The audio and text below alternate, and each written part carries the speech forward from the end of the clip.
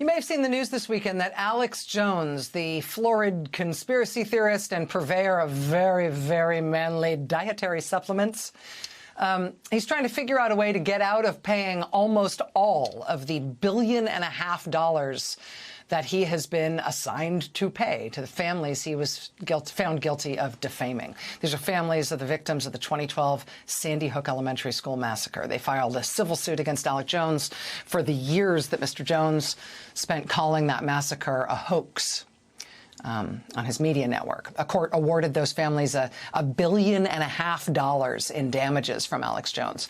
Mr. Jones is now asking them, okay, well, would you take roughly 3.5% of that instead? How about a 96% discount off those damages? How about I propose to pay you not $1.5 billion, but $55 million? That's his offer in bankruptcy court.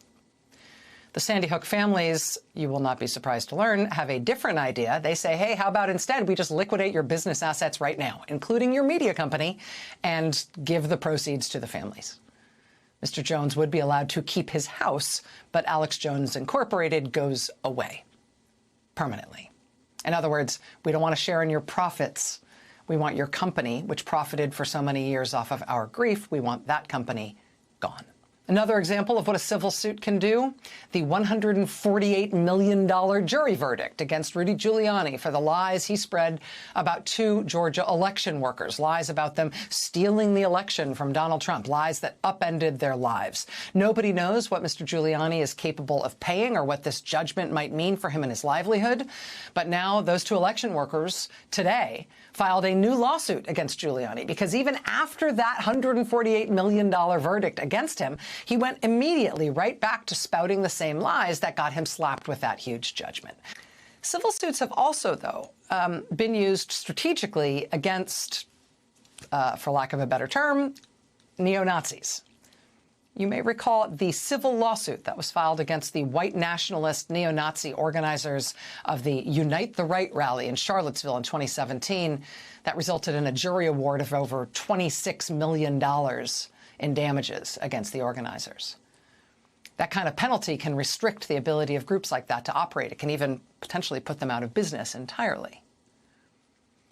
Well, keep that in mind. Now that we know, we have a couple new lawsuits, a couple new legal actions along those same lines, taken within days of one another. One by the Attorney General of the state of Massachusetts, one by the Attorney General of the state of New Hampshire. Each of them have taken legal action against the white nationalist group NSC 131, 113. This is how these groups like to be known, these guys, by their acronym. NSC. To be clear, NSC stands for National Socialist Club, as in National Socialism, as in Nazis. These guys are self-declared Nazis. And in both states, the group is being sued for violent harassment and intimidation of minorities and immigrants. But the group has been engaged in all kinds of activity like this across New England for the past several years. New Hampshire filed its first civil suit against the group earlier this year after the group hung a Keep New England White banner off a highway overpass. That suit was dismissed, but now the group is facing 2 of these legal actions in 2 states. How effective is that likely to be? How good is this as a tactic against this kind of terroristic menace? Joining us now is Massachusetts Attorney General Andrea Joy Campbell. Her office has just taken legal action against this neo-Nazi group in New England. Ms. Campbell, thanks very much for your time this evening. I appreciate you being here. Thank you for having me. So first of all, let me just ask you, I didn't explain it in fulsome detail, but did I get the basics right here in terms of the idea behind this legal action? Pretty much. I mean, this is, like you described, a self-proclaimed neo-Nazi group founded here in Massachusetts, sadly, that has put out publicly that they think that New England is and should be only for white people and a certain type of white demographic.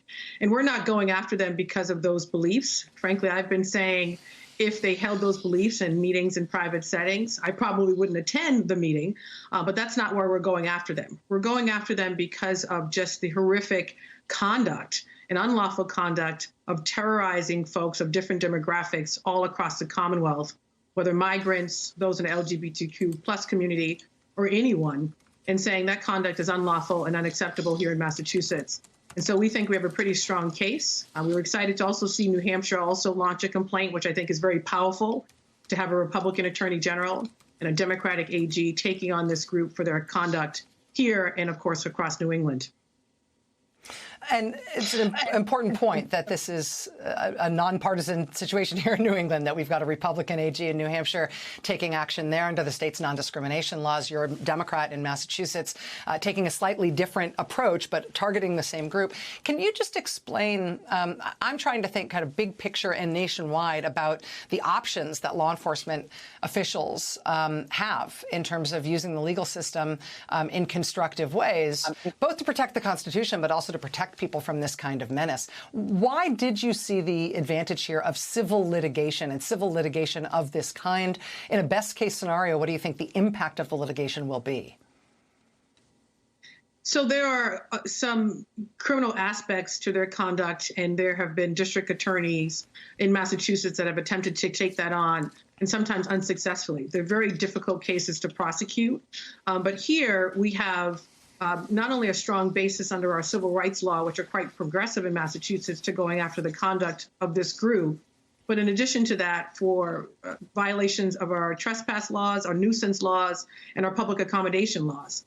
And our goal is to seek injunctive relief to get them to stop what they're doing, patrolling people's neighborhoods, targeting particular demographics, and thereby blocking the access sometimes to public spaces, for example, for all of us. I've been telling folks this isn't just about targeting specific groups. This is about blocking access and violating the rights of many residents in Massachusetts and those who visit Massachusetts. So we think we have a strong case. But the other hook that is really important as we seek injunctive relief here, if they violate our civil rights law in that injunction, we can seek criminal penalties. So there's a range of options available to us. We're at the beginning stages, but I think it sets the tone that we're going to take on this type of behavior and not just allow it to persist in Massachusetts going forward.